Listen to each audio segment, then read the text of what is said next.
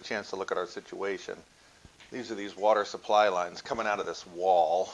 On the other side is the garage slab, which is probably right up about even here like this, so they're fairly far down.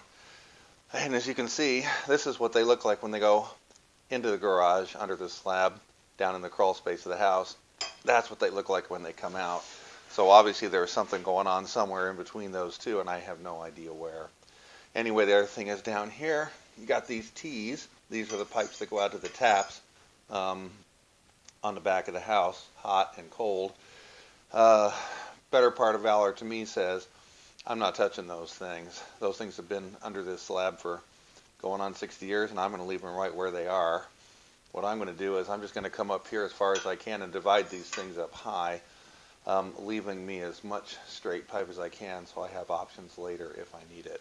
So that's what I'm going to do now. And we'll keep going on from there. So before we get started on this, let's take inventory.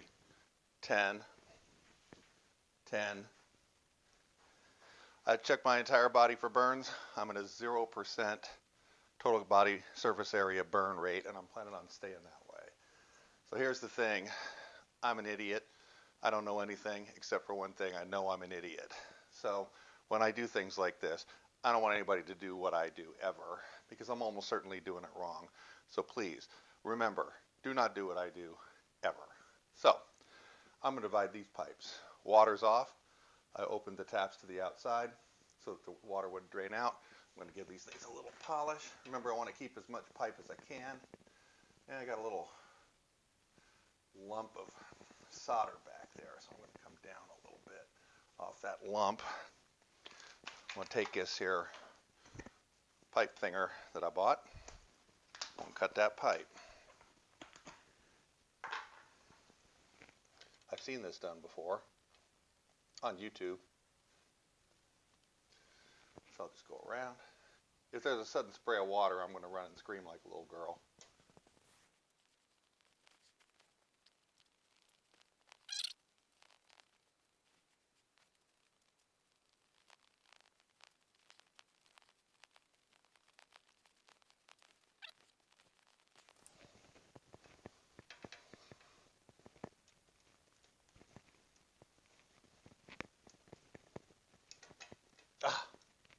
That's it.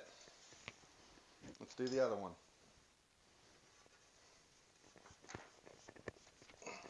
Pretty familiar motion for me here.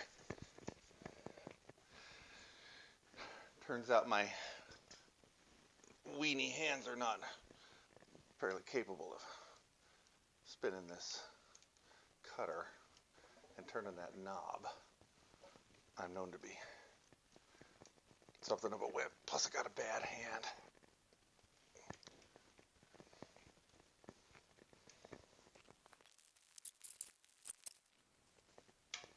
There we go. So I'm going to use this thing called a shark bite to close these things up. It's just kind of a quick connect sort of system you've probably seen before. There it is. This is the tool to ream off the ends of the pipe.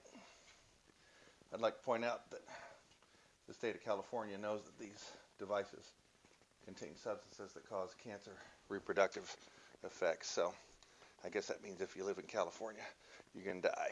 Now, we don't. So I guess that means at least for the moment, we can live.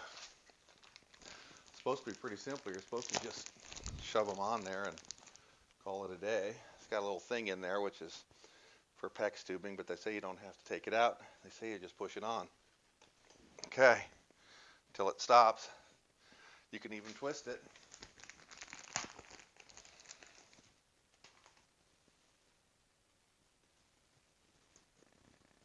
And that's supposed to be it. Shouldn't have anything else we have to do.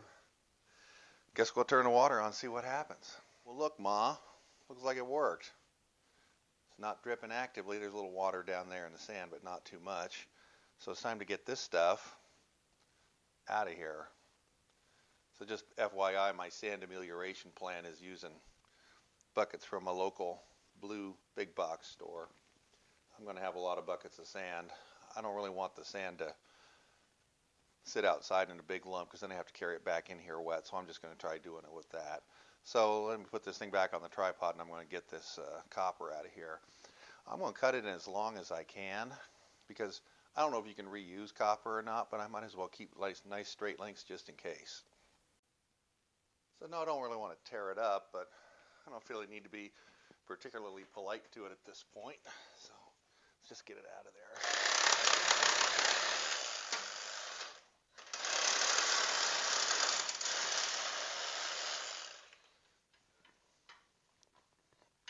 I got no idea if this stuff's any good or not. If it isn't, I'm going to melt it.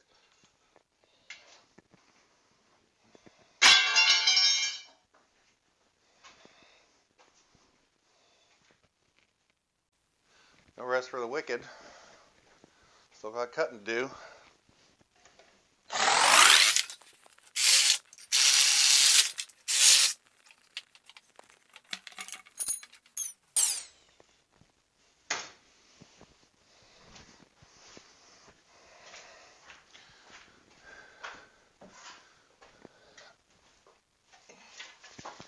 Look at that.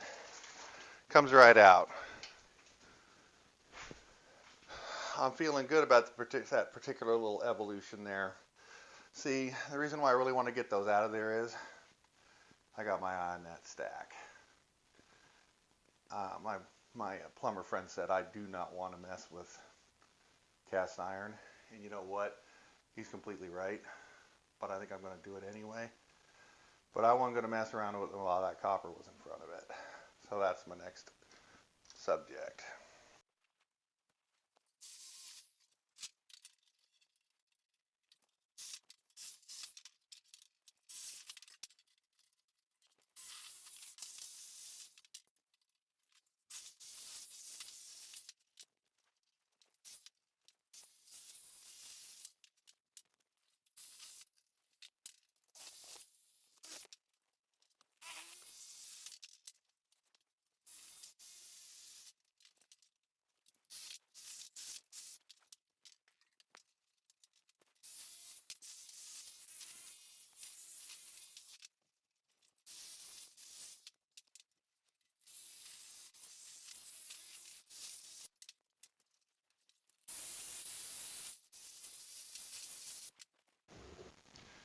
I think that might have been easier if I had used a Sawzall blade that wasn't old, dull, and bent.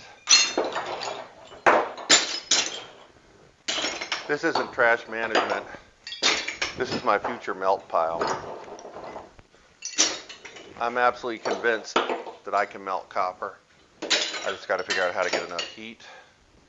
So I'm going to work on that. So I figured out the supply side pretty much. Got to work on the waste side. So that'll be an upcoming video where I work on the waste. Guess this is the point where I tell you to like, subscribe, and tell your friends. Don't do what I do. Still got the 10 fingers and 10 toes. But I'm dirty. Have a great day.